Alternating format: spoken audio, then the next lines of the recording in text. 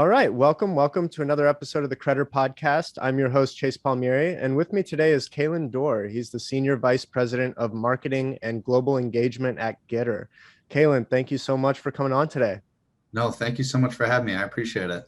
There's so many relevant topics for us to touch on. One thing that has re-entered the news as of this week is actually the New York Post Hunter Biden laptop story, which created quite the headache for Facebook and Twitter, and how they dealt with it in kind of suppressing that story ahead of the election, and some of the pushback that they've received for what now even the New York Times is admitting was accurate reporting. So correct me if I'm wrong, but GETTR launched in 2021. So you guys weren't actually live as of when the New York Post story came out, right? No, we weren't. We launched in July of, last year. But Jason and I, and even our global communications director, Ebony Bowden, had a lot of firsthand experience with the story. As you and I talked about before this, I was the chief marketing officer for the Trump reelection effort this last go around in 2020. And we were having difficulty even getting ads featuring any of the reporting on the air.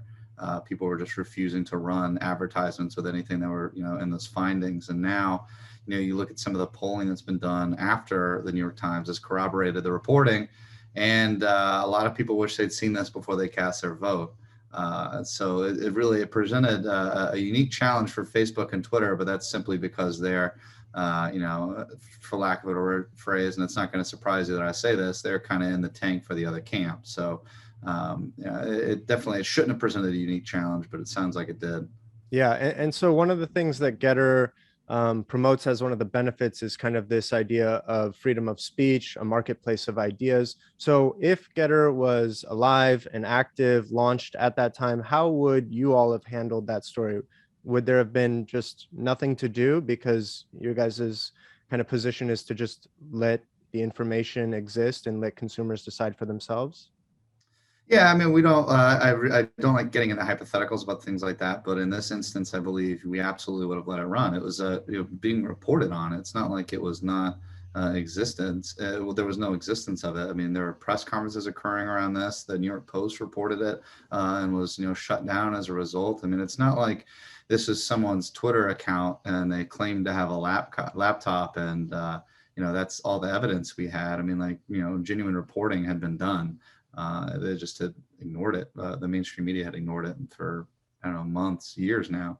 Right. And you mentioned that you think a lot of voters would have appreciated kind of knowing more about this story in advance of casting their votes. But I think there's also a little bit of Barbara Streisand effect that happened during that time where maybe the censorship of Twitter and Facebook of the story actually might have caused even greater attention on the story in some sense. Do you get that feeling from that one moment in time?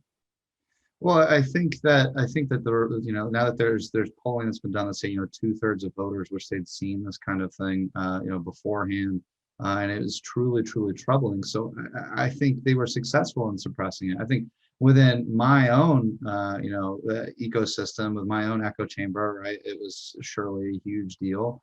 But the fact of the matter is we weren't able to use it as a campaign issue simply because everyone had banded together to suppress it.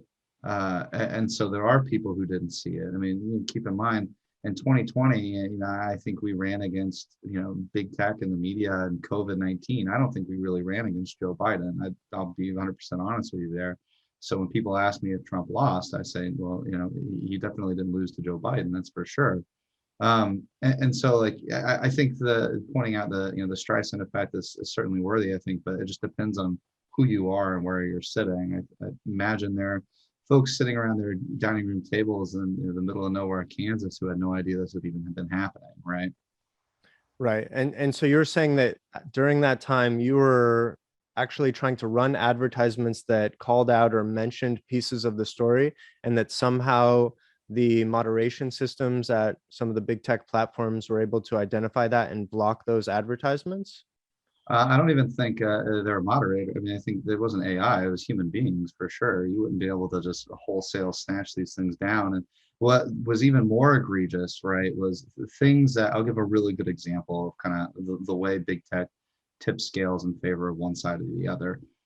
We ran an advertisement shortly after I arrived at the campaign. It was basically, it's a woman. She had big white index cards, if you recall, and she was talking about how, she was scared to, talk about, what was happening in the country and things like that with Joe Biden. So they, meaning, big tech, they let folks parody that, right? Folks were, superimposing their own words onto those index cards, like, that were wildly inappropriate. The woman who was in the ad filed multiple, like countless takedown complaints with Twitter asking that they remove them, and they said it was safe under, it was totally safe under their rules.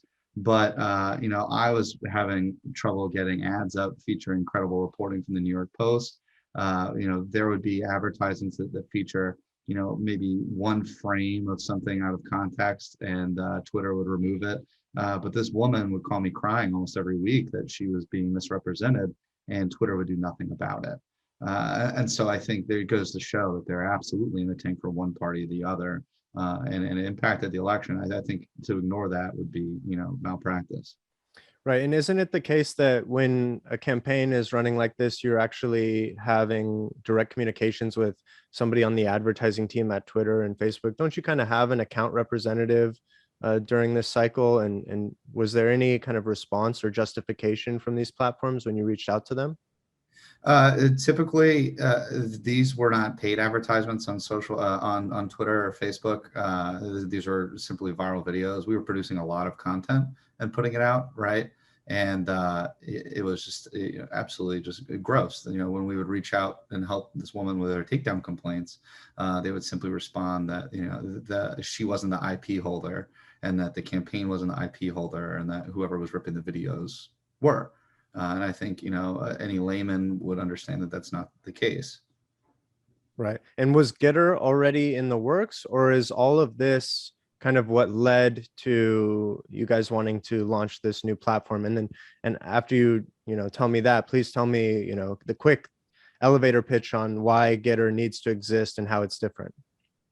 Yeah, so I think it was born out of the New York Post story and reporting the fact that they went out and canceled the sitting president of the United States of America. All of those things. I remember, around January of that year, they were essentially kind of rounding up conservative accounts and throttling them. They were removing followers. I think I lost half my following that month on other platforms. It was pretty crazy. And so I know Jason Miller, our CEO, kind of went to work with some folks to put GETTR together, and then I jumped on shortly around July, around launch, simply because I've just known Jason for so long. We've done paid media advertising, communications consulting for the sitting president. I worked at the White House, kind of jack of all trades, master of none. That's how I like to describe myself. But no, GETTR is an incredible app. Got around 5 million users now. We've crossed the 5 million user threshold in just a short period of time, which is pretty great. The pitch is that it's cancel free. So you can come on, you can talk about the 2020 election. You can come on and talk about ivermectin and COVID. Like, you can come and talk about these things that are kind of taboo on other social media platforms without fear of being canceled or censored or anything like that. We have very limited algorithms, so everything's pretty free flowing and natural. The things like trending news, it's all kind of done by hand and things like that. So we're taking a lot of care into curating this for the community and making sure there's interesting things there. That's kind of my job now, is to wake up and make sure GETTR is a place people want to spend time on every day. And it's been absolutely incredible. We've got live streaming. We've got a short form video component similar to TikTok or Instagram Reels that'll be releasing very shortly. It's in beta currently, and it's really freaking cool to have TikTok without the predatory algorithms that go after some of our children and things like that. We think is a big step forward in the right direction for us. We'll be getting into kind of crypto and direct appreciation and tipping, similar to like Twitch or Patreon, is kind of like how I like to put it. They've been saying for years, if you don't like what Twitter and Facebook are doing, go build it yourself. And we kind of did, and it works. And I think we're in a really good spot. So is there a formal content moderation policy at GETTR, or is it just kind of, we're going to let the content exist, and unless it breaks, federal free speech laws, we're not going to step in any case? Yeah, we've got a pretty extensive terms of service, and we actually have community guidelines up as well that provide people, kind of guardrails and examples of what they can or can't post. We've got AI moderation that grabs things like beheading videos. They violate terms of service, child pornography, things like that. That's all struck down. That actually never makes it onto the platform. And then we have human moderators scouring it constantly all day to grab anything that might violate our terms of service or community guidelines. Pretty much, we stop short of those things that I think we all can agree don't necessarily belong on the internet, like human trafficking, child porn, beheadings, Taliban, like stuff like that, and hate speech, like you can't get on and like threaten someone's life or like just bark racial epithets at them, things like that. But I think it's fairly reasonable, right? I mean, we respect your right to free speech. You respect the right not to, come on and be a jackass, for lack of a better phrase. And it's pretty cut and dry. Nice. And when I was asking around some folks in my network, like, oh, hey, I'm bringing on one of the top guys at GETTR. Do you have any questions? Some of the people were like, wait, GETTR, is that the Trump Twitter spinoff? So I'm curious, now that Trump and his team have officially launched Truth Social, does that mean that he's not going to be posting on GETTR as much? Is that becoming a direct competitor to GETTR? Kind of talk me through that relationship. Yeah, President Trump actually isn't on GETTR at all. Oh, He's okay. not over there with us, but we do have his account reserved for him because I think he's absolutely going to join at some point, especially given some of the growing pains they're experiencing over there. And that, if he's going to run in 2024, he's going to want to reach as many people as possible, right? So that's kind of what our thinking is. His username is still reserved. It's still sitting in a golden briefcase under Jason's desk.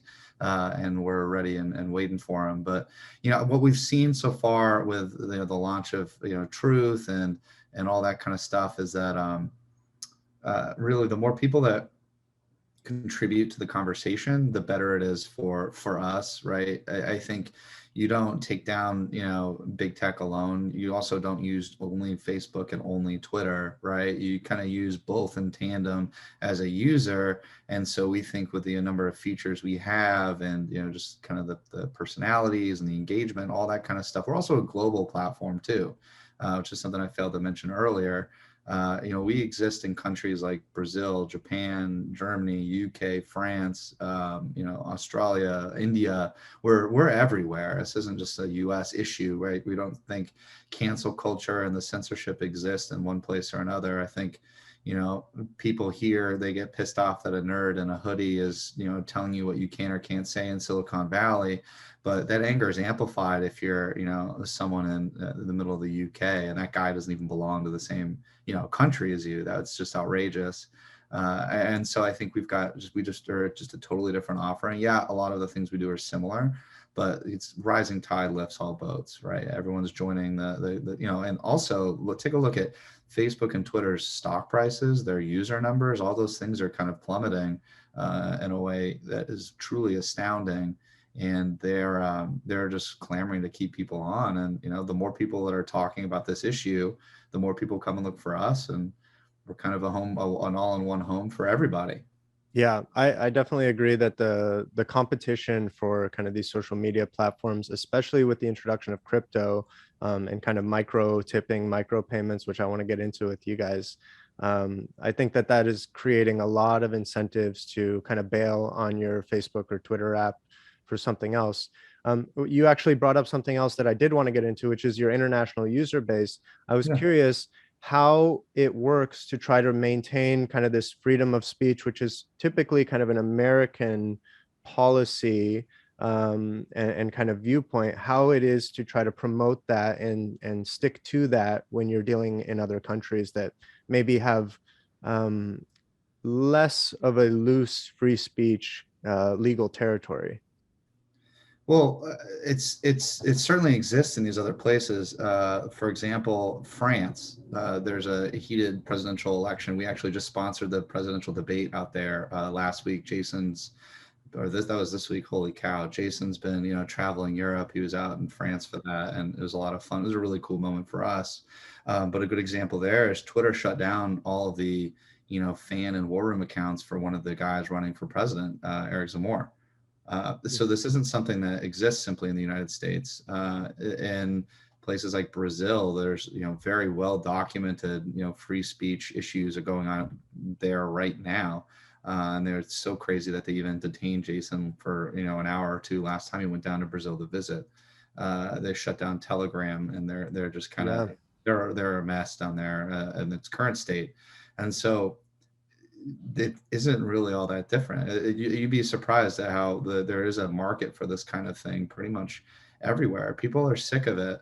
It's kind of a not a, I would say like a cultural thing, but that would mean it's only like a US problem. But it is almost these social media companies, they've really lost the room. They've lost the message. What they were doing, right, is inherently good. Like social media is inherently good. Like being able to, I'm an Army brat. I moved around every year of my life. And if I didn't have Facebook or MySpace at the time, or, AOL Instant Messenger, like I would have lost touch with everyone in my childhood.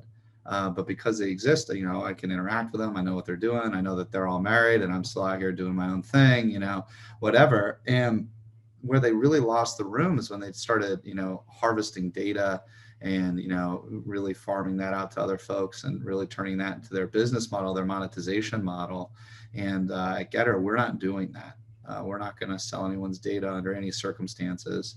And as a matter of fact, that makes monetization and marketing especially very, very difficult. But it's, a very unique challenge that we love taking on because, we think our mission is pure in a sense, and it guides us through. I think, if we just stick to our guns, we're going to continue to skyrocket upward. And what is the revenue model today, or maybe you're pre-revenue, I'm not sure, but what is the revenue model that you envision that will support GETTR? Yeah, we're pre-revenue currently, and we're still working through like how we want, if we even want to sell advertising around what that would look like or anything like that, right? But we really see monetization in like the GETTR Pay angle, right? I pay, Credder $10 because they have a really cool podcast I love watching. And, there's a handsome guy on it every once in a while. And that's you, right? That's the guest. Yeah, no, that's me. Sorry. Okay. I should have made that more clear. But no, like, we would just take like a tenth of a penny of that, right? Yeah. And call it a day. I think that's kind of where we're leaning currently, but we're looking to figure it all out. It's hard to support these kinds of businesses because without advertising and all the kind of issues that advertising brings and the kind of misaligned incentives that it brings with you and your user base. But yeah, advertising is so foundational to how a lot of these user generated content platforms, which, you're dealing with, I'm dealing with, a lot of them support themselves. We have a kind of an interesting way of trying to generate revenue with our kind of scores for our content and websites and licensing those out to platforms like GETTR. But yeah, I'd imagine that some kind of a payment tax could work. I've looked at the numbers, Twitch and Patreon, the revenue that these platforms are generating just by serving as kind of the middleman on these transactions is starting to really become meaningful. Yeah, no, and what's great is, it's about empowering creators too, right? Some of these content creators make just like boatloads of money. Like I'm a video game guy myself, so I've been watching Twitch for years and years, and like these guys like Ninja, like your Tim the Tam, all of them, they've kind of moved over to YouTube for, because YouTube can afford them, right? But a lot of these guys make just boatloads of money, man. I mean, it's just absolutely crazy. And so that's what we want to do. We want to empower content creators to go out there and make the content they want to make without, fear of being canceled or, anything like that. And I think we bring a really unique audience to the table as well. What I like to say is, it's not even all conservatives, because this issue cuts across. I mean, they don't care if you're fat, skinny, white, black, Republican, conservative. It doesn't matter to them. And we see that in, folks like Enes Kanter, for example.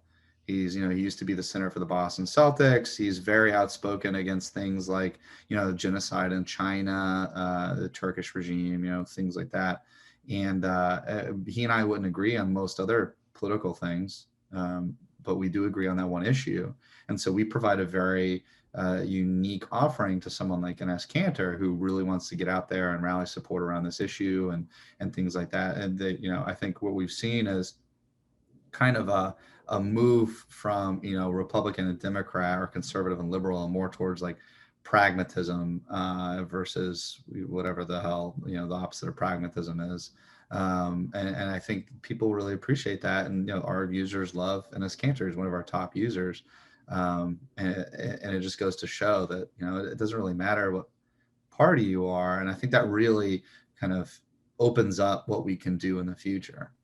Yeah, the idea of combining a open platform where you can have direct reach to your audience without being canceled or removed, censored, whatever term you want to use for whatever you post, with the added feature of payments that you can collect direct from your audience that in addition won't be canceled, is an appealing offer, because not a lot of these content creators that kind of you're saying is going to be your key market here, they promote content on Twitter, YouTube, Facebook, and they try to collect some kind of donation-based system on something like Patreon or Substack or whatever else it is. But we see them getting removed from Twitter so they can no longer post their content. And then we see financial censorship on Twitter, from Patreon and other payment processors now, who typically were neutral parties, and they were just kind of the pipes that payments could flow through from. But now they're starting to take kind of a moderation standpoint and starting to remove the ability to tip directly. So when you combine those two on GETTR and you promise a content creator who's trying to get their business off the ground, hey, you're going to be able to post what you want and your audience will be able to give you money, you're not going to lose either your ability to post or your ability to collect revenue from your posts. And that will kind of, that is the principles that the platform is founded on, and you can grow and build on top of that. That is a compelling offer. We think so, and I think what when I say they, it's kind of like the more left-leaning folks out there, the big techs. What they've done is they've convinced the American public that a lot of the repercussions of these actions are like they're in the ether, right? They're fugazi, they're not real. And I think the more we see things like what happened in Canada with the Canadian truckers, right? And the government was just going after their bank accounts like with reckless abandon. The more we see that kind of thing, the more I think it becomes real for a lot of people. And that's where I think we have a need where like GoFundMe just refuses to do, what they're supposed to be doing because they're taking a stance. It just doesn't really make sense. I'm really, I don't know about you, I'm kind of tired of brands taking stances on like issues that impact, like my user experience. It's frustrating, and we're going to try not to do that unless it's for free speech. You know what I mean? Right. At the end of the day, is all of this kind of cancel culture or platform censorship stuff, is it, if we really dig into the psychology of it, is it the people in charge who kind of don't trust us to ourselves, or they think that we're not capable enough of picking through information on our own, that we somehow need to be protected from ourselves? Because that's kind of what it feels like, that we're dealing with babysitters who say that we can't stay out past 5 o'clock. Yeah, it almost, I might even go a step further and say it's almost as if they feel they've got like some sort of like moral high ground over the rest of us. Like they know what's right and what's virtuous and just, and that lens is obviously applied to everything they do, but then also, or the way they see things, but also the way they do things. And I think that's kind of the difference here is, when we look at things, we're looking at them through one lens, and that's, how does this affect someone's right to free speech? And things like that. I think you're 100% right, but I would also add that it's almost as if they feel they know better than you, but it comes from kind of a more emotional and guttural place, as opposed to somewhere that's really working through the problem up there in the brain. And it's sad, right? Because like I said, these are all inherent goods. But they've just lost their way. Yeah. So you're in charge of marketing and global engagement. What are some of the near-term plans to really, grow the user base and become relevant in the way that you have a seat at the table in the same way that people talk about Twitter, or LinkedIn, and Facebook and Reddit? Yeah, I think that comes with a couple different approaches, and our plan is to ultimately double our user base by our anniversary in July. So that would mean hitting around 10 million, and then we would then launch. I'm not going to call it GETTR 2.0, but we would then launch like your GETTR Pays. That's kind of when you have like the critical mass of users to go and really do some fun stuff on the platform. So we're planning on doing a lot more advertising. Obviously, I think we'll be rolling more of that out, and then reaching out to folks who kind of don't fit our natural demographic through some of our new features. So this, what we call the vision, the short form video stuff, I think provides a lot of really cool opportunities to get out there and do some viral marketing, but also some paid advertising. And just think, man, I mean, what really excites me is that we have the next big thing on our platform and we don't know it yet. Like, honestly, we don't know who exists out there on TikTok or Instagram that hasn't been discovered yet because the algorithms don't favor their content. And I think that is really freaking exciting. It's like you're in the room coming up with the idea for American Idol for the first time, right? And we're just waiting on, your Kelly Clarkson's, or I haven't watched American Idol in like 20 years. You get the point, right? Yeah, yeah. Like we've got the next big thing there. And it's only a matter of time before they really emerge and become, something great. And that's really exciting and inspiring. And I think once that pieces start falling into place on the tech side, it's going to be very, very clear that this is a place to be. It's all about, I use this phrase and I get dinged a lot, but it's almost about creating a safe space for folks to come and just be themselves, right? I think that's what really is frustrating to conservatives. It's frustrating to people like me who I grew up, it wasn't cool being a conservative. You're always getting dunked on. There's always this push and pull. It's like, oh, Nike, hates conservatives, but, I wear their products, things like that, right? We want this to be like a place where you can come and be yourself. And I think there's a lot of inherent value in that. Like the opposing the opposing viewpoint, they tend to win when you feel like you're alone. And I think they've done a really good job in kind of fostering that environment. A lot of conservatives, they feel alone out there. They feel like there's no one else who feels or thinks the same way they do. And there's also, this is something that's especially powerful. We are now at a place in U.S. history where, I walk the halls of like a CPAC or like a trade show, and none of the kids there know anything other than like censorship or that fear of, holy crap, like I have to, proofread my tweet 6 or 7 times before I hit send because it could be, it could ruin my life. Or what really got me, and I kind of tear up every time I talk about it, but I was on the phone walking the halls at CPAC, and this like 17, 18-year-old girl runs up and gives me a hug out of nowhere. I was like freaked out. I was like, oh no, like what happened? Did someone I know die and she knew before me? Like, what's up? And she was just bawling. And her mom came over and explained to me that like her high school, they had to pull her out of high school because her classmates bullied her so heavily for being a supporter of President Trump. And it was so bad that like she had to shut down her social media. She couldn't exist on Twitter, Facebook, or even LinkedIn. It was making life very difficult for her. They had to homeschool her through her senior year of high school, which is a big deal for a lot of kids. And they were just grateful that they had a place where she could come and like meet like-minded conservatives on the internet. Yeah. And that really hit home for me because that is, kind of the quiet truth nobody's talking about is it's unacceptable in culture to kind of espouse some of these values. And it's just not okay. That's not what our country was founded upon. It's not contributing to, the marketplace of ideas. That's like becoming some homogeneous glob of, nonsense, this hive mind of nonsense that, it should be unacceptable to everybody. But it isn't. And it's really scary. Yeah. I agree. We don't have too much time today, so before I get to the last two questions, why don't you give listeners any place they can go to follow the work you're doing, or download the GETTR app, any information like that?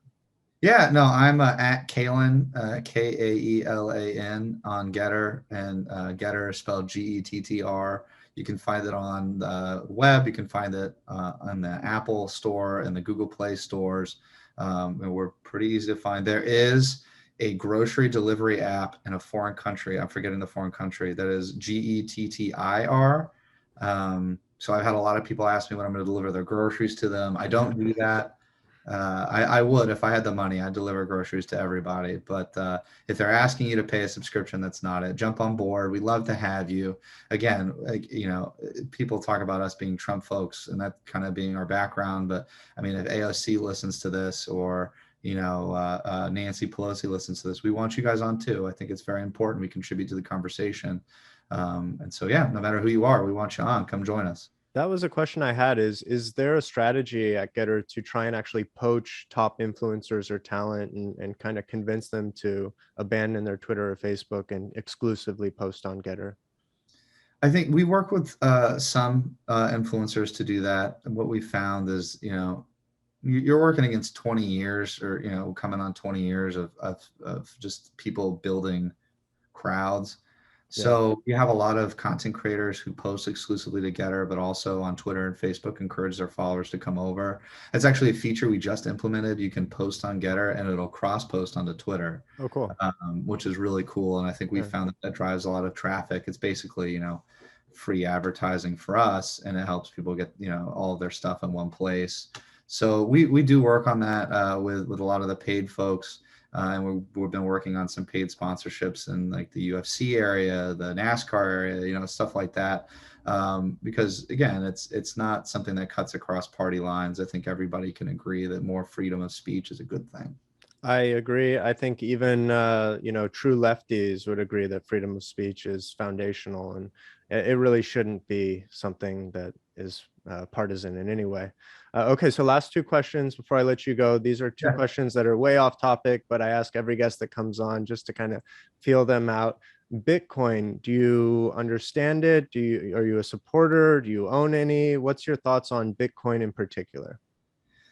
So Bitcoin goes way over my head. I think I understand it in like very, very broad terms. But if you were to ask me what a blockchain was, I would my eyes would glaze over, right? I think I get it in very vague terms. I think it's important. I genuinely think it's important we explore things like this. I worked at Treasury for a little bit, and there was always talking about like regulating it, things like that. I think it's still early. I know a lot of people want this to take like a leap into being the preeminent currency or way we do business. I would think it's still early.